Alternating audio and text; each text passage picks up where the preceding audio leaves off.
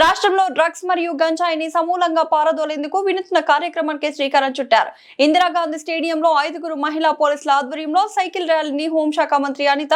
ఆరోగ్య శాఖ మంత్రి సత్యకుమార్ ప్రారంభించారు. డ్రగ్స్ వాడకం వలన యువత పెడదోవ పడుతున్నారని, తమ ఆరోగ్యాలు పాడు చేసుకోవడంతో పాటు కుటుంబాలు కూడా చిన్నాభిన్నమవుతున్నాయని, అటువంటి వారికి అవగాహన కల్పించేందుకు 5 మహిళా పోలీసుల ఆధ్వర్యంలో సుమారు 510 కిలోమీటర్ల పాటు సాగే సైకిల్ యాత్రను ప్రారంభించామని మంత్రి అనిత తెలిపారు.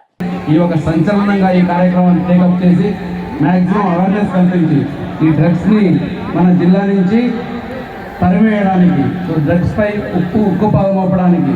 డ్రగ్స్ ఫ్రీ ఎన్టీఆర్ డిస్ట్రిక్ట్ని తీర్చిదిద్దడానికి ప్రతి ఒక్కరు సహకరిస్తాము, ప్రతి ఒక్కరు ముందుకు వస్తామని స్థాపించి elite anti narcotics group for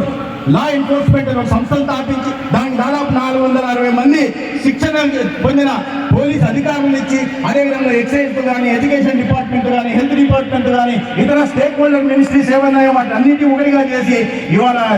drugs మీద దండయాత్ర చేపట్టే ప్రయత్నం చేస్తే మన అందరి ప్రియతమ నాయకులు లోకేష్ గారు కూడా డ్రగ్స్ వద్దు బ్రో అనే ఒక క్యాంపెయిన్ కూడా రాష్ట్ర వ్యాప్తంగా నిర్వహించడం జరిగింది. గత